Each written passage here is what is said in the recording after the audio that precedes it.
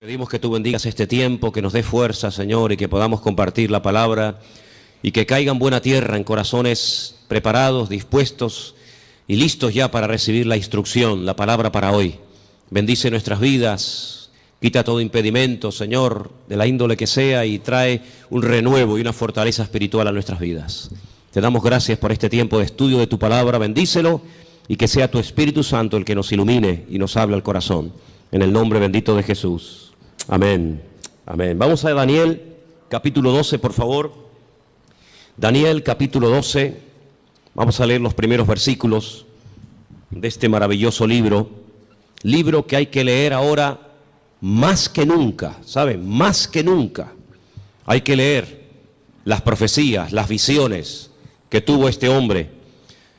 Hay dos personas en el Antiguo Testamento que recibieron revelación sobre los últimos tiempos.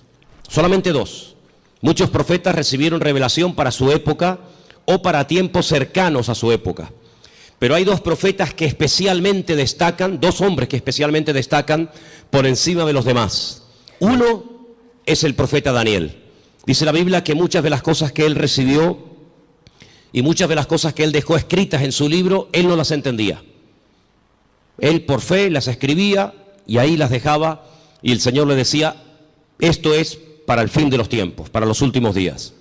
Y otro hombre que dice literalmente en Génesis 49:1, no lo vamos a leer, pero si lo quieren, recuérdenlo. Génesis 19:1, un hombre que antes de morir llama a todos sus hijos, me refiero al patriarca Jacob, y les dice: acercaos, que os voy a declarar lo que va a pasar en los últimos tiempos. Y esa palabra, los últimos tiempos, aparece también con las mismas palabras en el libro de Daniel. Curiosamente, en esa especie de despedida del patriarca Abraham de sus 12 hijos y también de sus nietos, Manasés y Efraín, no les dijo todo lo que probablemente él había recibido, sino que el Señor, como que a pesar de la revelación que este hombre tenía, no contó todo lo que él sabía. Pero en Daniel tenemos muchísima información acerca de estos tiempos en los cuales nos ha tocado vivir. Y a partir del versículo 1 vamos a comenzar a leer, y dice así la palabra del Señor. ¿Lo tienen, hermanos? Daniel 12:1.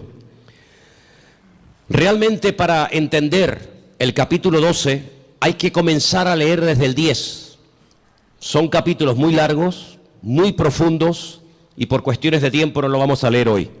Pero yo les pediría a ustedes que hoy o a lo largo de esta semana lean tranquilamente los capítulos 10, 11 y 12 del libro de Daniel, para que veáis qué información tan tremenda el Señor nos está dando a través de este hombre. En aquel tiempo se levantará Miguel, el gran príncipe, que está de parte de los hijos de tu pueblo. Será tiempo de angustia, cual nunca fue desde que hubo gente hasta entonces. Pero en aquel tiempo será libertado tu pueblo y todos los que se hallen escritos en el libro. Muchos de los que duermen en el polvo de la tierra serán despertados, unos para vida eterna y otros para vergüenza y confusión perpetua. Los entendidos resplandecerán como el resplandor del firmamento, y los que enseñan la justicia a la multitud como las estrellas a perpetua eternidad. Pero tú, Daniel, cierra las palabras y sella el libro hasta el tiempo del fin. Muchos correrán de aquí para allá y la ciencia se aumentará. Y yo, Daniel, miré, y he aquí otros dos que estaban en pie, el uno a este lado del río y el otro al otro lado del río. Y me dijo uno de los varones que estaba vestido de lino, que estaba sobre las aguas del río: ¿cuándo será el fin de estas maravillas? Y oí al varón vestido de lino que estaba sobre las aguas del río, el cual alzó su diestra y su siniestra al cielo, y juró por el que vive por los siglos, que será por tiempo, tiempos y la mitad de un tiempo. Y cuando se acabe la dispersión del poder del pueblo santo, todas estas cosas serán cumplidas. Y yo oí, mas no entendí. Y dije: Señor mío, ¿cuál será el fin de estas cosas? Él respondió, anda, Daniel, pues estas palabras están cerradas y selladas hasta el tiempo del fin. Muchos serán limpios y emblanquecidos y purificados.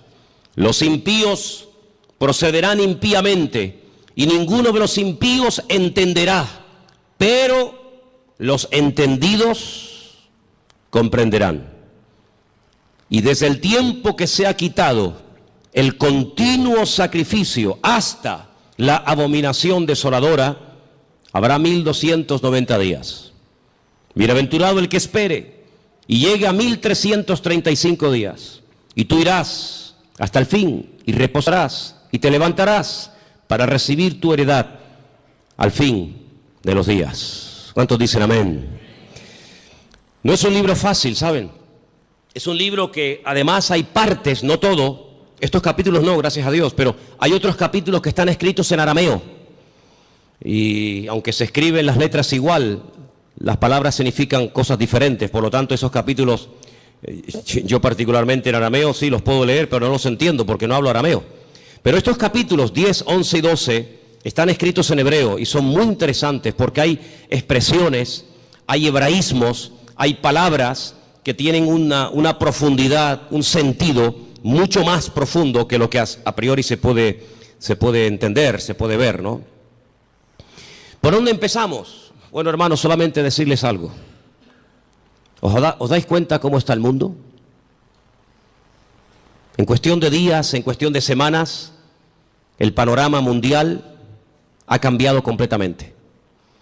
Profecías que hacían cientos, por no decir miles de años, que han estado ahí como dormidas, están surgiendo las circunstancias, se están dando las situaciones para que así, en un abrir y cerrar de ojos, en cualquier momento, puede iniciar una situación de tal magnitud que ya no hay marcha atrás. De hecho, yo me atrevería a decir esta tarde que estamos en este momento en una situación en la que ya no hay marcha atrás. Naciones que antaño se pelearon, ahora se han unido porque tienen un enemigo en común, y los medios de comunicación ayudan y al mismo tiempo no ayudan. Ayudan porque te dan información del movimiento de tropas, de soldados, situaciones de países, lugares donde hay guerras, muertes, etcétera. Y en cierto sentido, pues gracias a la televisión, a la radio, a la prensa, a internet, pues te enteras de cosas que están ocurriendo a centenares o a miles de kilómetros y estás al día. Pero por otra parte, ellos cuentan su versión. Ellos te cuentan lo que ellos entienden que está ocurriendo. Pero sin embargo, el creyente tiene que tener la sabiduría y la comprensión espiritual para ver mucho más allá y leer e interpretar correctamente lo que está ocurriendo. Hay una profecía que lleva miles de años, vamos a decir entre comillas, dormida, y tiene que ver con la ciudad de Damasco, capital de Siria. Dos profetas, el profeta Isaías y el profeta Jeremías, profetizaron con muchísimo tiempo de antelación que esta capital sería atacada y quedaría prácticamente en ruinas y no quedaría prácticamente recuerdo de ella. No vamos a leer todos los versículos que tengo porque si les digo la verdad, tengo tanto material sobre todo esto que podríamos estar aquí una semana entera sin salir, se lo puedo asegurar. Pero para los que estén tomando nota, y como además esto queda grabado, después ustedes pueden ir a su casa y volver a escuchar el mensaje, Isaías 17:1, Jeremías 49:23, en esa porción está la profecía que va dirigida específicamente a la ciudad de Damasco. La destrucción de esta ciudad, una de las ciudades más antiguas del mundo, junto con, por ejemplo, Jericó y también con la ciudad de Jerusalén y otras. De toda la vida se ha creído que en algún momento Israel atacaría Damasco y la destruiría. De hecho, ha estado en varias ocasiones a punto de destruir Damasco. Pero no ha sido así. Son los mismos sirios, peleándose unos contra otros, todos contra todos, los que están destruyendo un país que antaño fue un lugar donde miles y miles de cristianos vivían. Un lugar donde dice la Biblia que el apóstol Pablo se dirigía para perseguir a los cristianos, porque allí, aquello era un reducto, un lugar donde los cristianos se refugiaban. Y dice que mientras iba camino hacia Damasco, la Escritura dice que el Señor le salió en el camino y se le reveló como el camino, la verdad y la vida, como el Mesías. Y fue camino a Damasco que el apóstol Pablo llegó a conocer el Evangelio y al verdadero Mesías. Y fue en la ciudad de Damasco donde fue bautizado. Y fue en la ciudad de Damasco donde lo visitó un hermano, un discípulo llamado Ananías, que dice que oró por él y se le cayeron como escamas de los ojos y pudo entender. Y allí recibe una palabra que marcó su vida. Allí recibe una palabra profética y le dice: mira, el Señor se te ha aparecido en el camino, se te ha revelado, te está liberando. Yo en estos días he estado hablando acerca de varios tipos de ataduras, ataduras espirituales, ataduras físicas, ataduras mentales. El Señor dice: yo te he desatado, yo te rompo toda ligadura de prejuicios, de cultura, de religión, de rechazo a otras naciones, y te libero de tu pueblo y te envío lejos a los gentiles para que le abras los ojos y para que entiendan lo que tú ya has entendido. Pero también le profetiza los sufrimientos y las torturas y el camino arduo por donde tendrá que pasar hasta llegar a la meta, hasta llegar a la presencia del Señor, ¿verdad? Y estamos viendo cómo en Siria ya sinceramente todas las cifras se quedan cortas, porque ¿quién realmente sabe cuánta gente ha muerto, cuántos están muriendo, cuántos van a terminar de morir en el país de Siria, un país que está en el norte de Israel, que lo separa, digamos, esa frontera natural llamada los Altos del Golán, esa especie de balcón donde allí se encuentra el famoso Monte Hermón, ¿verdad?, del cual habla el Salmo 133, ¿verdad? Mirad cuán bueno y cuán delicioso es los hermanos juntos en armonía, y ahí habla de ese hermoso monte. Bueno, pues en ese país están peleando, como dije, todos contra todos. Ahora, para entender un poco lo que está ocurriendo, hay una serie de palabras que prácticamente a diario se escuchan en la televisión y muchas veces la gente no sabe de lo que se está hablando. El mundo del Islam está dividido fundamentalmente en dos grandes fracciones. Hay algunos grupitos de los cuales no vamos a hablar, pero el mundo del Islam está dividido en dos grandes partes. Casi con más de un 80% están los suníes y con un 13% están los chiíes. Y de esto oímos hablar mucho a diario, ¿verdad? Los suníes, los chiíes. Y aunque hay países donde están todos juntos, pero hay después otros países que son mayoría suníes o mayoría chiíes. Por ejemplo, los países donde son mayoría los suníes, con más del 80%, es Arabia Saudita, donde se encuentra la Meca, Kuwait, los Emiratos Árabes, Jordania, Egipto, Pakistán, Afganistán, Yemen y otros más. Los países con mayoría chií, Irán, Persia, como lo llama la Biblia a la cabeza, parte de Irán, Líbano. Decir Siria, pues es un poco complicado, porque en Siria están ahí todos contra todos, Azerbaiyán, Bahrein. Cada uno de estos grupos, todos creen en el profeta Mahoma, todos leen el mismo libro, el Corán, pero hay grandes diferencias entre unos y otros. Daré algunas pinceladas para que nos situemos y sepamos de lo que estamos hablando y por qué se matan y por qué se odian tanto los suníes y los chiíes. En cada uno de estos bandos, por decirlo de alguna manera, o de estas fracciones, hay diferentes grupos armados que pelean contra los otros. Por ejemplo, el grupo terrorista más famoso de los chiíes es sin lugar a dudas Hezbollah, que son los que están ahí en el norte, en los Altos del Golán, y que en algunas ocasiones han atacado a Israel, e Israel también les ha atacado. Así que Hezbollah es un grupo mayoritariamente chií que está financiado por Irán.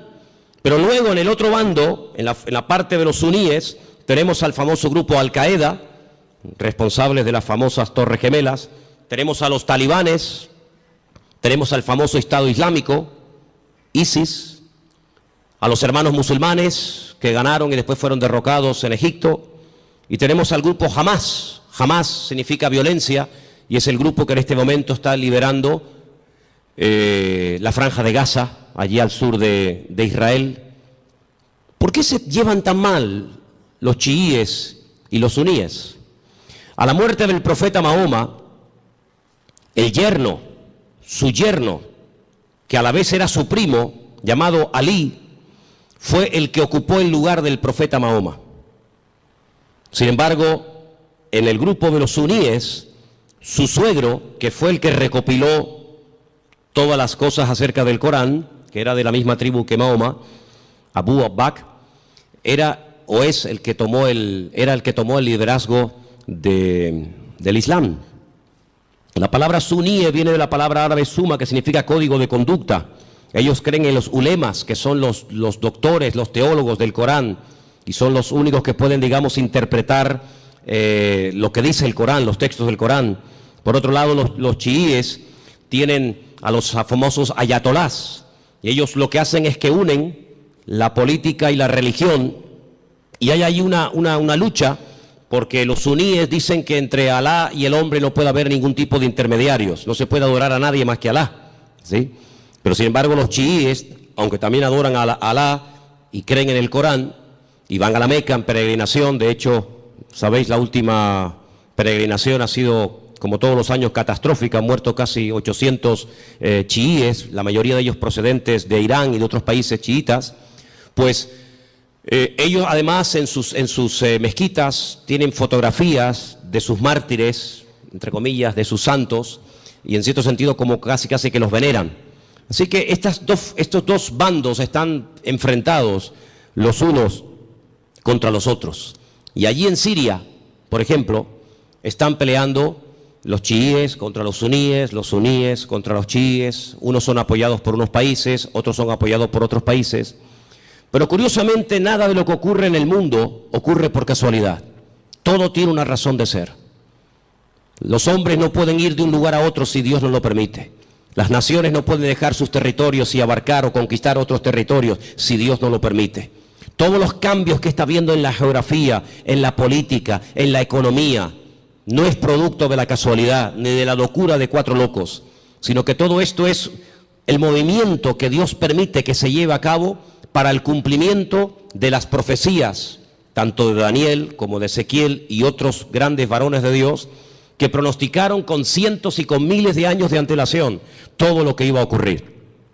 Curiosamente, Irán, que no son árabes, no confundan, los iraníes no son árabes, son persas, es el segundo animal, la segunda parte de la figura que vio Daniel en aquel sueño, pues dice que ya se han unido con el gran enemigo del norte, que es Rusia, y ya han comenzado a atacar a los enemigos del presidente de Siria, y ya dentro de pocos días comenzará una invasión por tierra, y ya están allí miles y miles de soldados rusos, armados hasta los dientes, ya están atacando posiciones del famoso Estado Islámico y otros también que no tienen nada que ver con el Estado Islámico.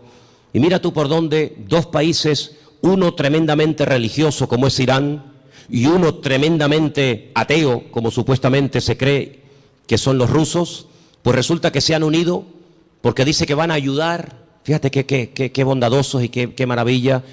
Van a ayudar a un país que está lejos de sus fronteras, pero que tienen que ir a echarle una mano porque si no va a ser destruido. Solamente hay 5 ciudades de Siria que en este momento están bajo el dominio del presidente Bashar. El resto del país está prácticamente destruido o tomado por otras fracciones. Y mira tú por dónde.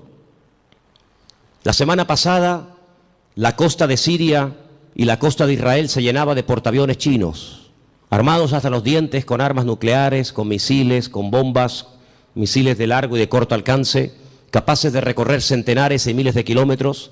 Y mira tú por dónde naciones como China, que no tiene nada que ver con Siria, o Rusia, que está allí con sus problemas, y los iraníes, que tienen también sus problemas recién salidos de todo este follón que han tenido, resulta que ahora se están uniendo como amigos porque van a liberar a Siria.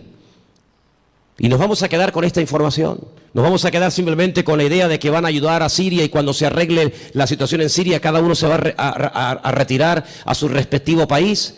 ¿Y quién paga esas bombas? ¿Quién paga esos gastos? Los muertos que van a caer por ambas partes, las familias, los uniformes, las balas, los cañones, la gasolina, el gasoil, los aviones, los helicópteros. ¿Por qué todo esto? La Biblia nos dice por qué.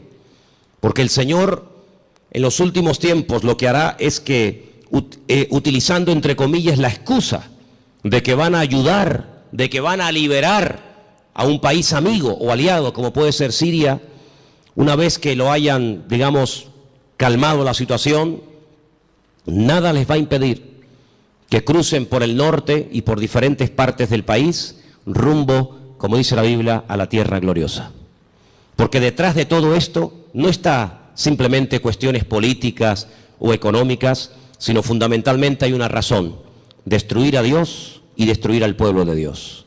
Israel sabe perfectamente que se encuentra en una especie de callejón, no digo sin salida, porque Israel siempre tendrá salida, y la salida no es mirando a Estados Unidos, la salida no es mirando hacia Europa, sino que, como dice la Escritura, Israel en los últimos tiempos se verá totalmente sola y abandonada, como aquella pobre viuda que se fue cargada o se fue contenta con sus hijos, incluso haciendo honor a su nombre, complacida, y viene del extranjero derrotada y solitaria, sin hijos y sin marido, llamada Noemí, y tiene la pobre Ruth que atenderla en los últimos años de su vida.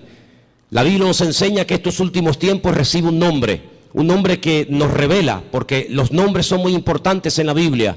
Yo siempre he dicho que hay una genética, ¿verdad?, que todos llevamos por dentro, que es hereditaria, pero luego, según la Biblia, el nombre tiene un poder espiritual, una influencia tremenda en las personas. Es una especie de código genético espiritual, ¿verdad? Y esta mujer, cuando viene de Jordania, de Moab, dice que ya no se siente complacida y por lo tanto ya no quiere usar más su nombre, sino que le dice a la gente que le llamen Mará, que significa amargada o entristecida, ¿verdad?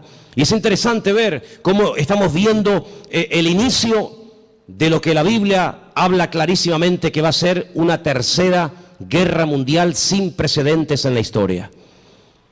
De todas las guerras que Israel ha tenido, que han sido ya 7, de todas ha salido más que vencedora. Le han atacado por todas partes, de noche, de día, en plenos días de fiesta importantes. Por todas partes, de todas y cada una de las guerras que Israel ha tenido hasta el día de hoy, de todas ha salido victorioso. De esta guerra que está a punto de producirse en cuestión de días, semanas o meses, la única forma de salir con vida es que venga el Mesías en persona y les ayude. Esta guerra es una guerra que jamás se ha visto. Hemos leído en esta tarde en el capítulo 12 de Daniel que hay una especie de protección sobrenatural tipificada o representada en un soldado espiritual, en un arcángel llamado Miguel, que aparece en varias ocasiones en distintas partes de la Biblia. Solamente hay 2 ángeles en la Biblia, solamente 2 ángeles en la Biblia, que la Biblia nos revela su nombre: Gabriel y Miguel. La Escritura dice que Josué, antes de entrar a tomar posesión de la tierra, vio a un varón, y la descripción que nos da el libro de Josué se asemeja mucho a la descripción que nos da Daniel en el capítulo 12, y nos da a entender de que este arcángel tremendamente poderoso llamado Mijael, que significa quien como Dios, Mijael, pues es una protección espiritual que Dios le ha asignado a este pueblo.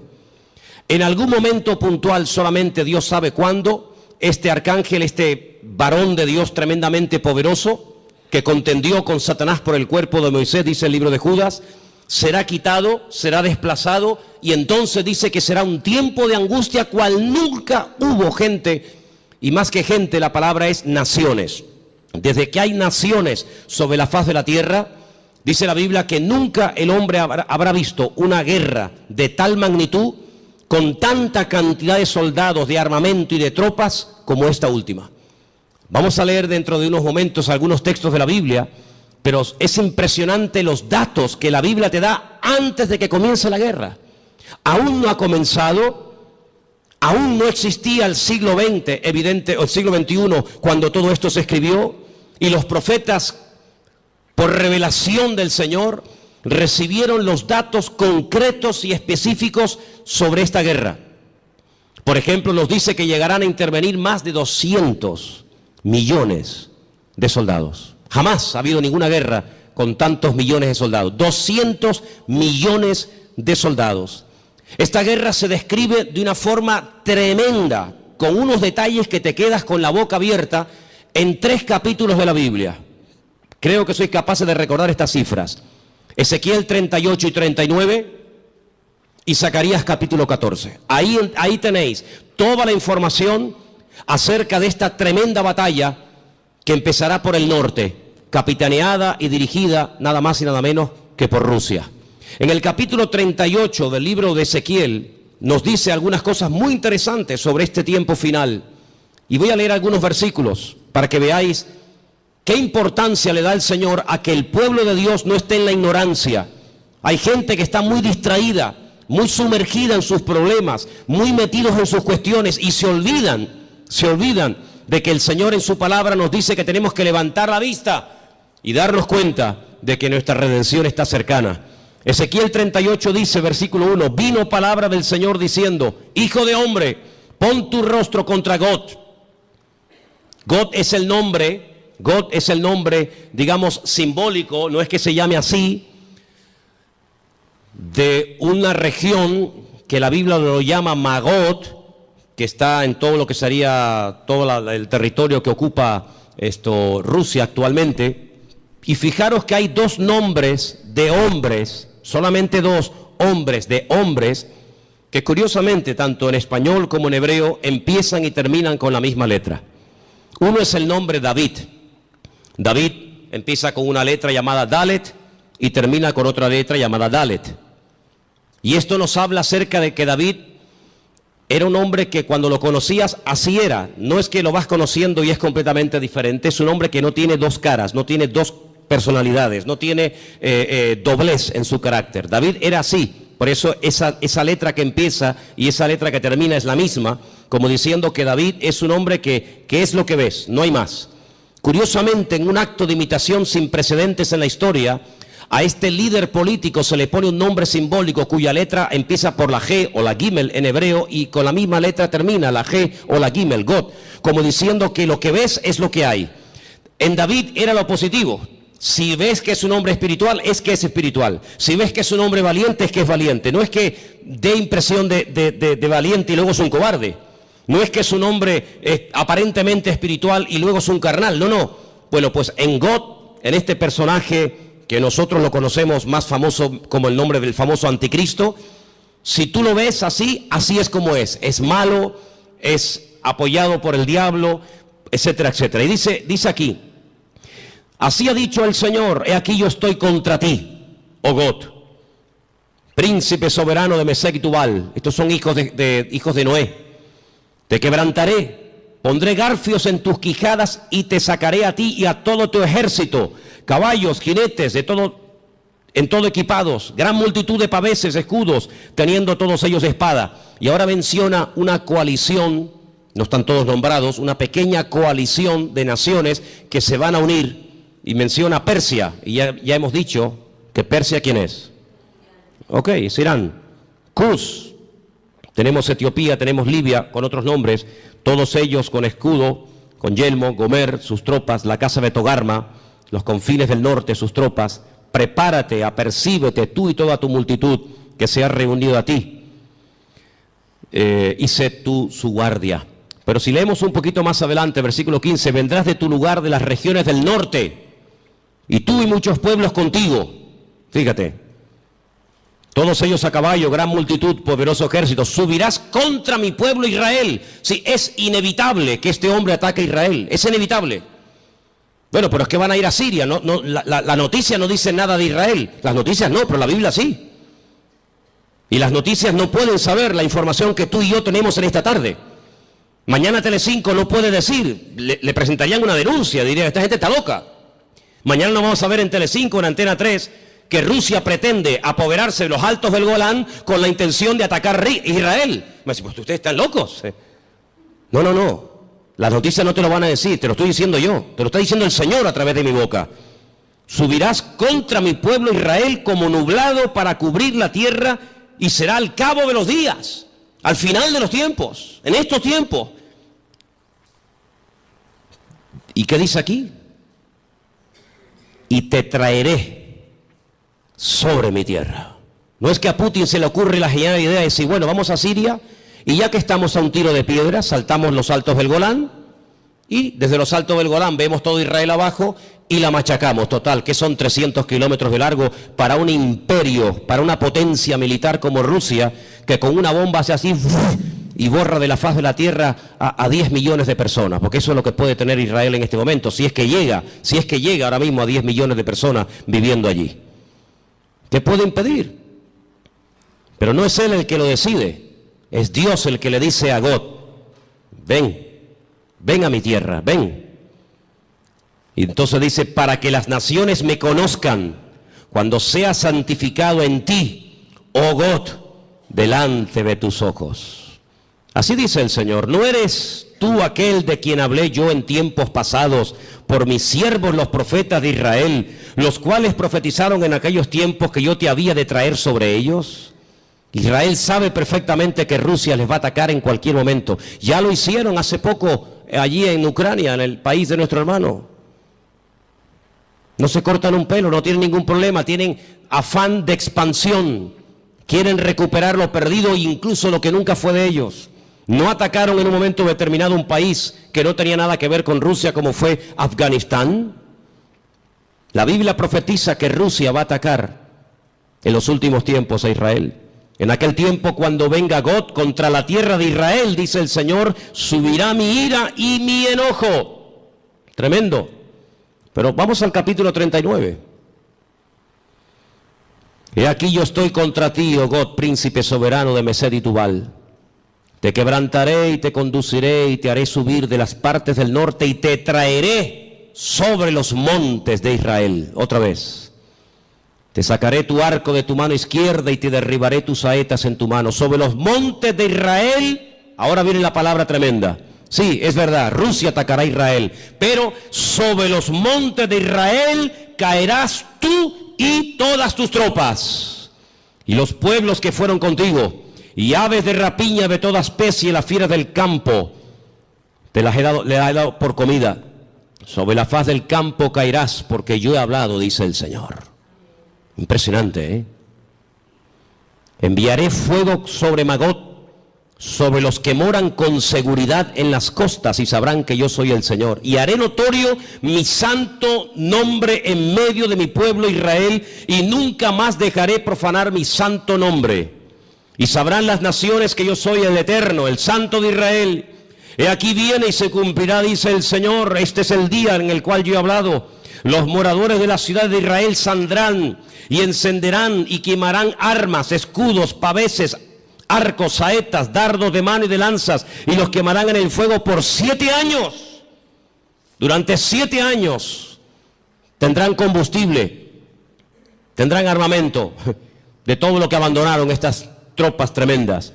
No traerán leña del campo ni cortarán de los árboles, sino quemarán las armas en el fuego y despojarán a sus despojadores y robarán a los que les robaron, dice el Señor. En aquel tiempo, qué tremendo. En aquel tiempo, yo daré a God lugar para sepultura allí en Israel. Allí va a ser enterrado este personaje que lo llamamos el anticristo, que Ezequiel lo llama God.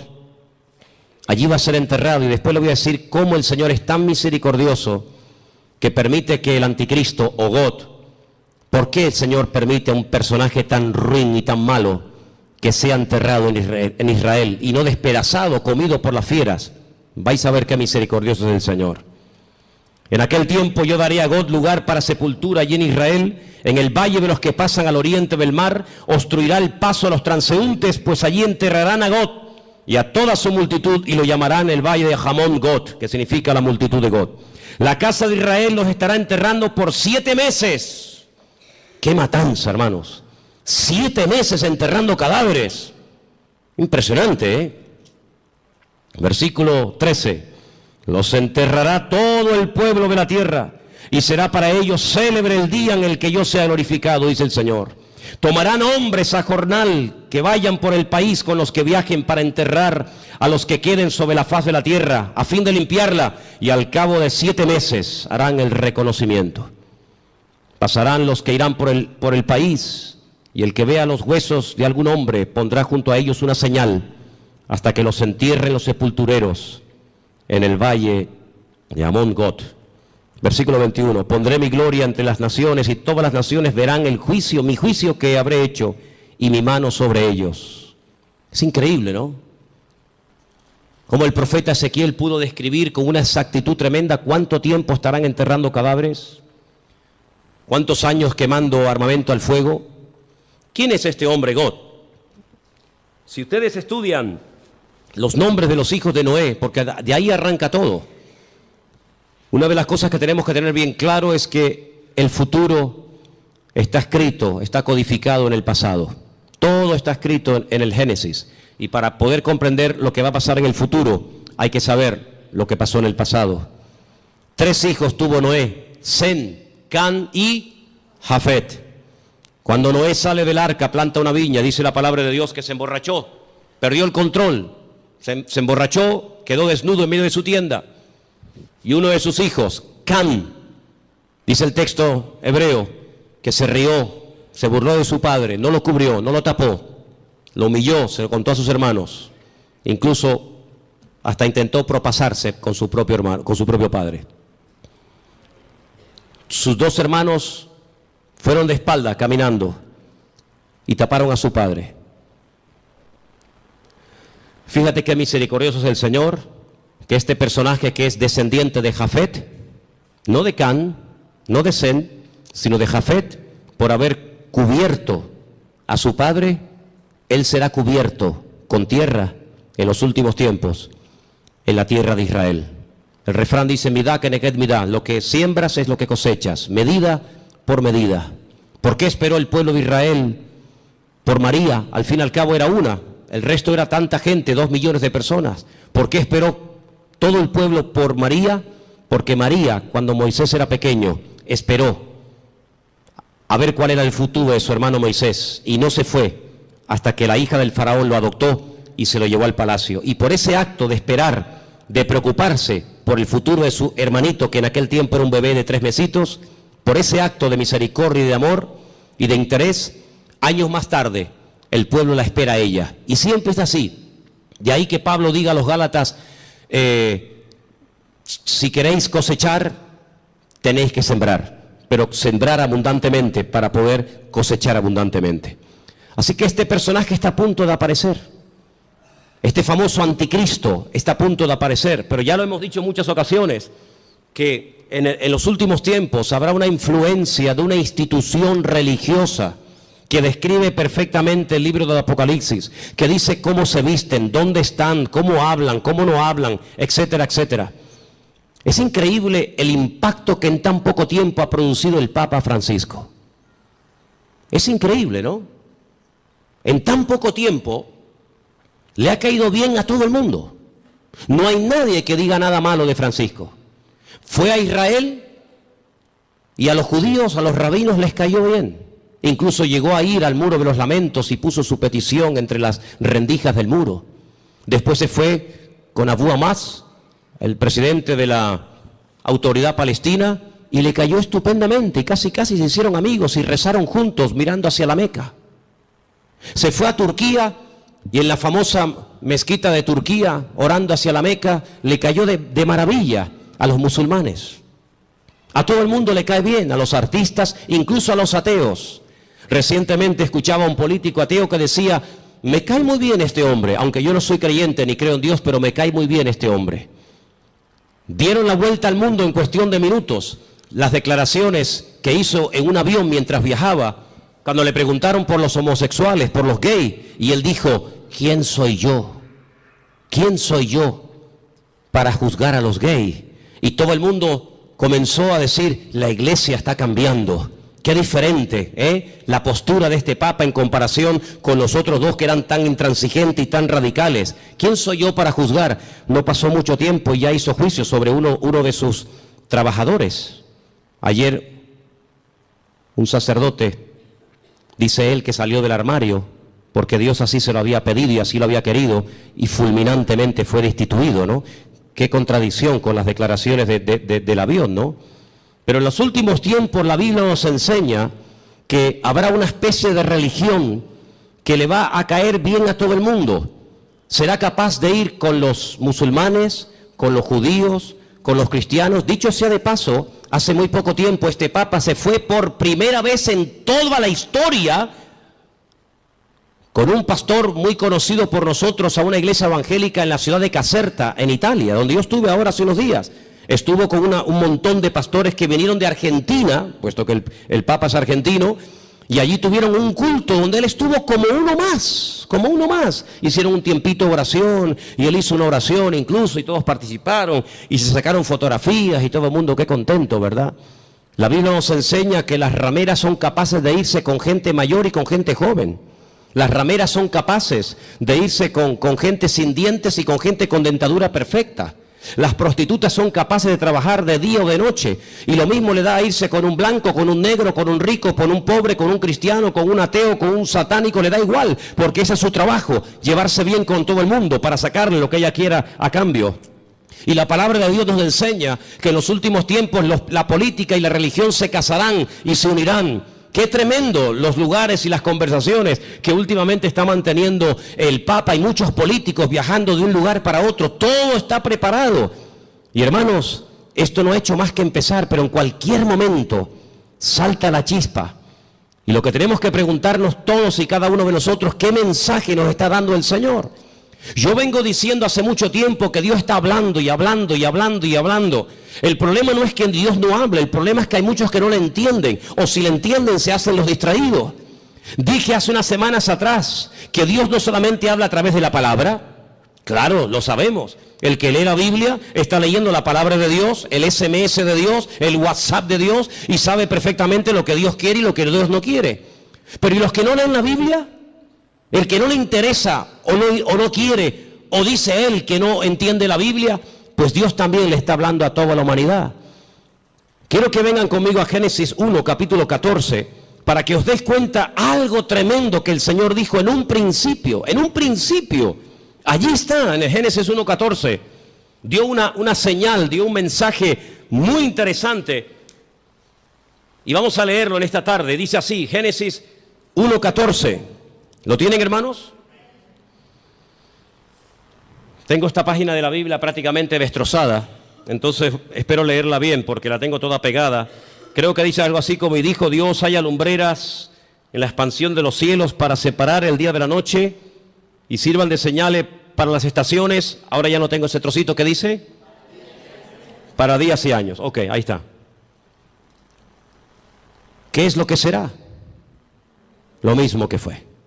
Cuando estudiamos hace unas semanas atrás el Salmo 19, yo dije que el Salmo 19 dice literalmente: los cielos cuentan la gloria de Dios y el firmamento anuncia la obra de sus manos. Un día emite palabra o información a otro día, de tal manera que hay personas paganas, no creyentes, que a lo largo de la historia, incluso hasta en estos tiempos, fíjate lo que te digo, observando no las profecías de la Biblia, sino observando el cielo, el firmamento, llegan a conclusiones tremendas.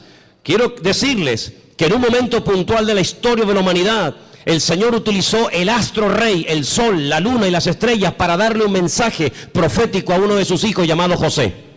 ¿Lo habéis olvidado?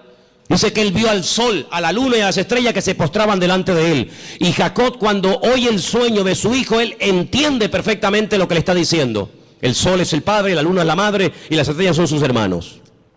Curiosamente, las estrellas, los hermanos, llegaron antes que el sol a Egipto, porque siempre es así: primero es la noche y luego es el día. No primero el día y después la noche. Primero había tinieblas y después vino la luz. La tiniebla siempre precede a la luz. Pero fíjate qué curioso, los magos de Oriente, que no sabemos realmente de dónde eran, si eran judíos, si no eran judíos, sabían perfectamente el lugar y el día en el que había nacido el Mesías, porque interpretaron que aquellas estrellas que tenían nombre, la estrella Sadik, la estrella Jamelech, etcétera, se habían alineado, y ellos sabían perfectamente que tenían que ponerse en marcha para llegar a donde, a Belén de Judea, porque allí era donde había nacido el Mesías. Y es que el Señor, en el versículo 14 de Génesis 1 que hemos leído, dice que cuando Él creó el sol, cuando Él creó la luna y Él creó las estrellas, no solamente las creó, número uno, para separar, para hacer diferencia entre el día y la noche, no, sino que dice que las creó para las estaciones. Y la palabra estaciones es la palabra hebrea modín. Y la palabra modín, ¿sabe lo que significa? Fiestas. Es la misma palabra que se emplea en Levítico cuando dice, recuerden las fiestas del Señor. ¿Cuándo tienen que ir? ¿Cuándo no tienen que ir? ¿Cuándo tienen que ponerse en marcha? ¿Cuándo no tienen que ponerse en marcha? En otras palabras, cuando ustedes vean los cielos, ustedes podrán discernir en qué tiempo de su relación con Dios ustedes se encuentran. Es muy importante que tú, hermano y hermana que me escuchas en esta noche, te preguntes, ¿dónde me encuentro ahora mismo en mi camino, en mi relación con Dios? ¿Estoy más cerca? ¿Estoy más lejos? ¿En qué punto me encuentro? Porque el tiempo marca la circunstancia y la circunstancia marca el tiempo. Jesús le dijo, ustedes olvídense de ver señales. Esta generación, como es una generación mala, perversa y adúltera, no se le ha permitido ver señales como a otras se les permitió. Ustedes solamente podrán ver una señal, solamente una, y la van a ver, y se llama la señal del profeta Jonás. ¿En qué consistía? Bueno, le está diciendo, así como Jonás estuvo en el vientre del pez 3 días y 3 noches, así estaré yo, el Hijo del Hombre, en el vientre de la tierra 3 días y 3 noches. Esa señal era la señal de la generación de Jesús. Pero sin embargo, Noé no esperaba esa señal. Porque ¿cuál era la señal de Noé? El diluvio. Pero ¿cuál era la señal de Salomón? La construcción del templo. Y cada generación, cada tiempo tiene una circunstancia, una señal, y cada señal identifica el tiempo. Por eso podemos saber ahora mismo en qué tiempo, en qué lugar, en qué punto del camino yo me encuentro en mi relación con Dios por lo que estoy viendo. Porque repito, la señal, la circunstancia política, social, económica, espiritual, etcétera, etcétera, marca el tiempo en el que yo estoy viviendo. Yo no puedo ver, no puedo orar para ver el nacimiento del Mesías porque Él ya nació, no es la señal de mi tiempo. Yo no puedo esperar, aunque ore, ayune 40 días, tome autoridad y reprenda y declare. Yo no puedo ver al profeta Jonás siendo vomitado en una playa para ir a predicar a los ninivitas. No, porque no es la señal de mi tiempo. Pero ¿cuáles son las señales de nuestro tiempo? Pues algunas de las que les estoy diciendo esta noche. Como Rusia, Persia, las naciones árabes, Europa y el mundo entero le darán la espalda a Israel. Y ustedes dicen, pero ¿cómo es posible que todos? Es que no hay ni uno. No hay ni uno que apoye a Israel. Dice, bueno, los americanos, ya no es como antes. Ya no es como antes. Israel se verá más sola que la una. Y solamente podrá mirar en una sola dirección, hacia arriba. Al Señor tu Dios adorarás y a Él solo servirás. Era como la señal profética en el arca de Noé. El arca de Noé no eran balcones como estos cruceros hermosos que abres la ventana de tu habitación y sales a una terraza. No, el arca de Noé no tenía ventana, no tenía ojo de buey, tenía una sola ventana arriba. No podían mirar a derecha, izquierda, adelante o detrás, no. El arca de Noé no tenía timón, porque no había que dirigirla a ninguna parte, Dios la dirigía. Y si querías mirar a algo, a una dirección, si era de día o de noche, arriba, nada más que arriba. Y eso es lo que el Señor quiere que nosotros hagamos, que solamente mires arriba. ¿Y quién está arriba? El Señor, Dios Todopoderoso, nuestro Señor, Rey de Reyes y Señor de Señores, no solamente a Él. Y por eso, amados hermanos, esta es la señal de nuestro tiempo. ¿Qué pinta Rusia en Siria? ¿Qué pinta Irán? Que el objetivo no es Siria. Que el objetivo no es llegar y controlar a ISIS y fulminarlo, que no. Que si hubieran querido fulminar a esto, ya lo hubieran hecho hace mucho tiempo. Si Rusia, si Estados Unidos quisiera arreglar el problema de Siria, de los yihadistas, ya lo hubieran hecho. No hay problema en eso. No lanzó una bomba Estados Unidos sobre una ciudad japonesa llamada Hiroshima y se cargó a más de 500.000 de personas así.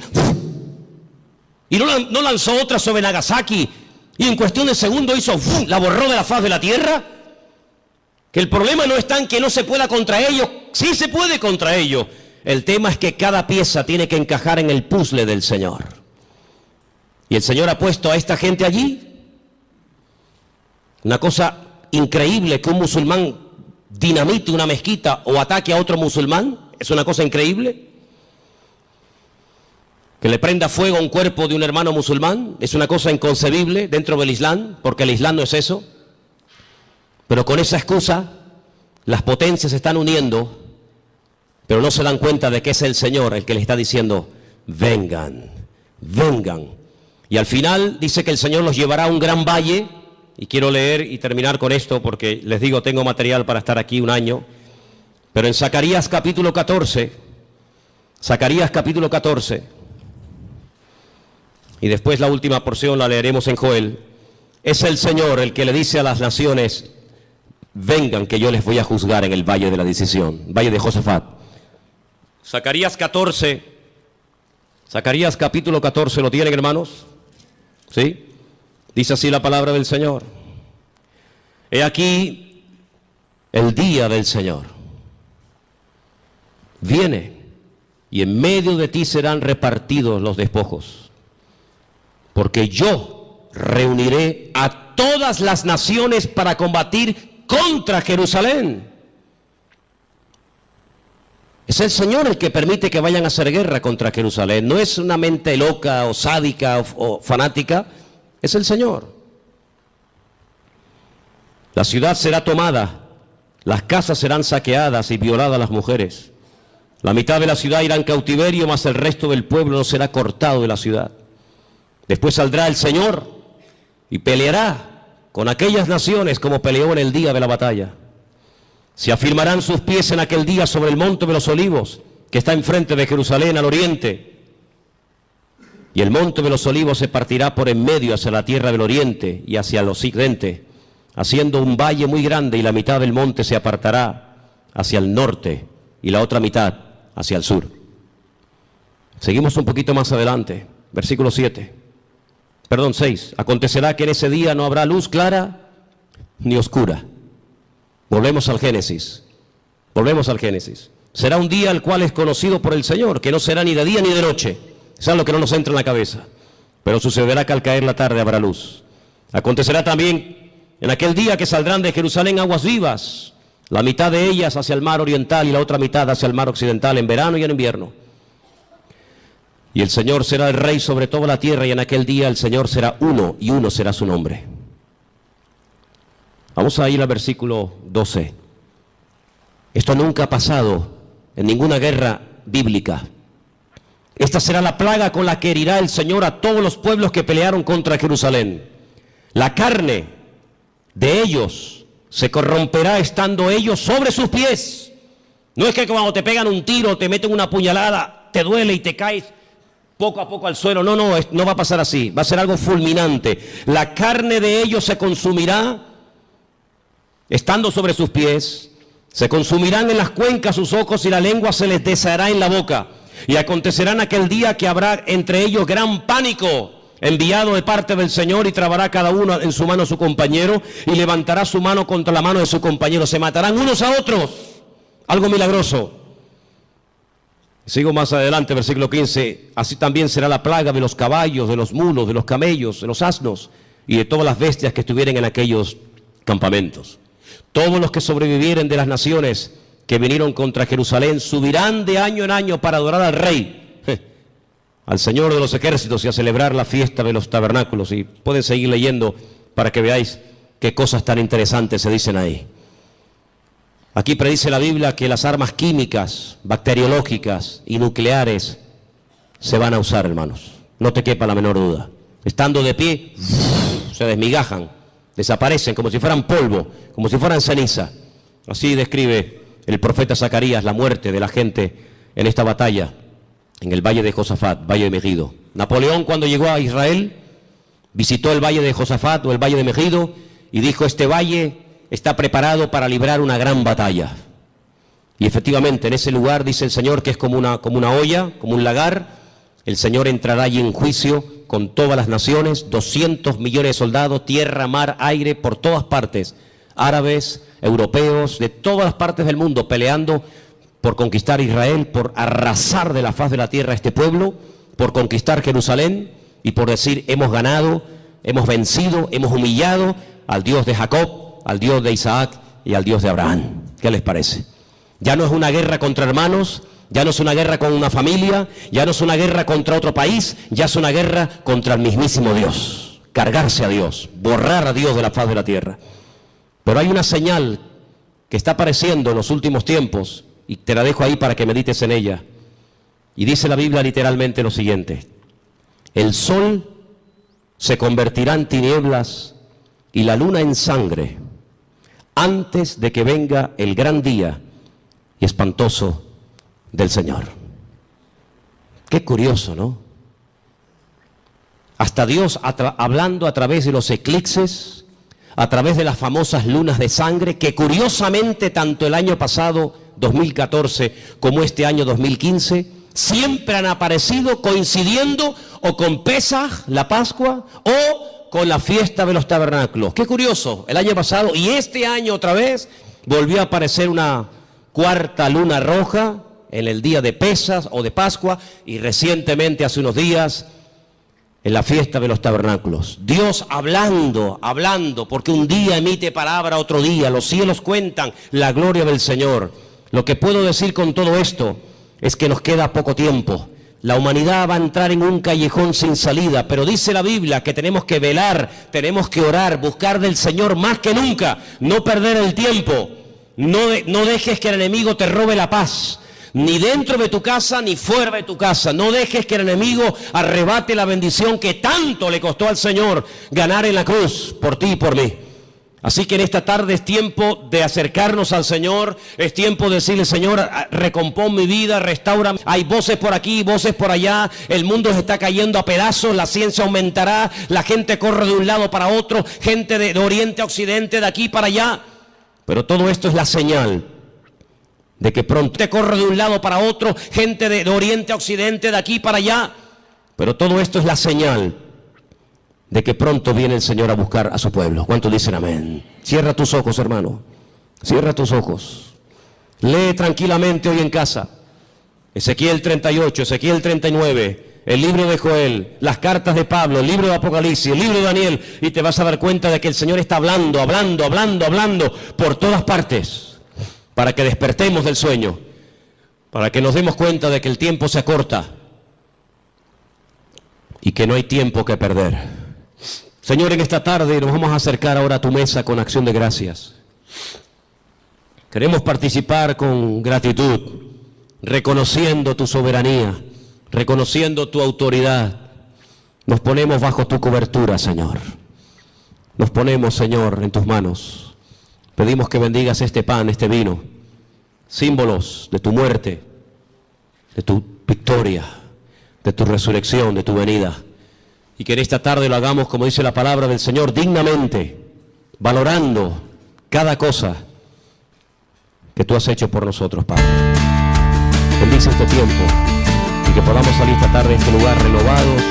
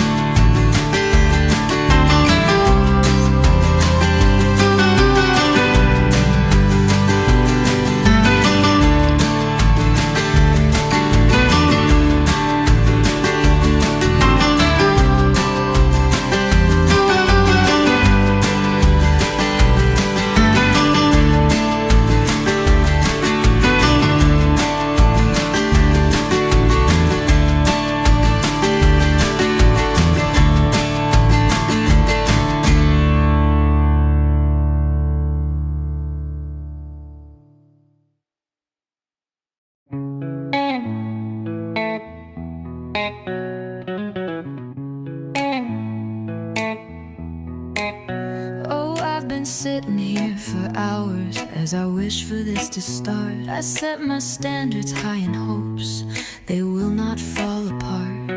It's almost like I fell asleep. My doubts have seemed to fade because I've opened up my eyes to see I'm right on time.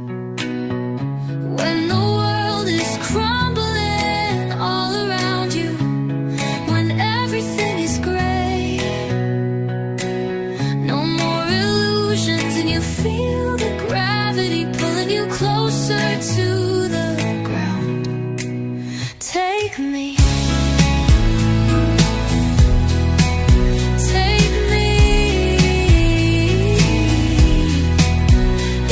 Predictable. I knew it all along, and I just wanted to take you home. You went into your head, and I've been doing fine, but you're just wasting my time. I'm in the deeper end, and I'm not gonna wait. You can't pretend that you were alright when you're bleeding.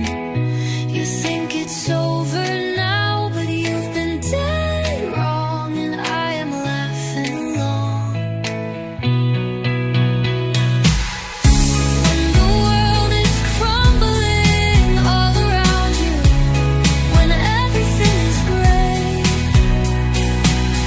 no more illusions, and you feel the gravity pulling you closer to the ground. Take me.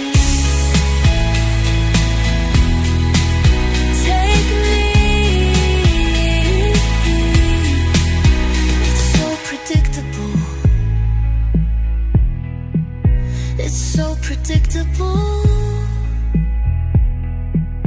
It's so predictable. It's so predictable. It's so predictable.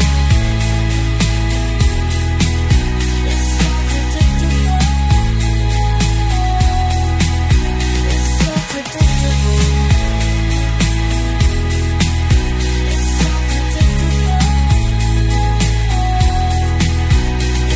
Predictable. It's so predictable.